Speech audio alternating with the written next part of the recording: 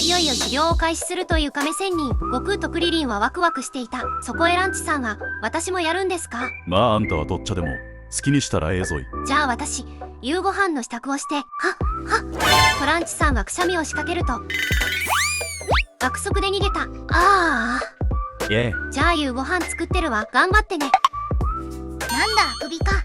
びっくりしたなもう。若者、あれくらいでビビっているようでは一人前にはなれんぞえ。と人のことは言えない亀仙人であった。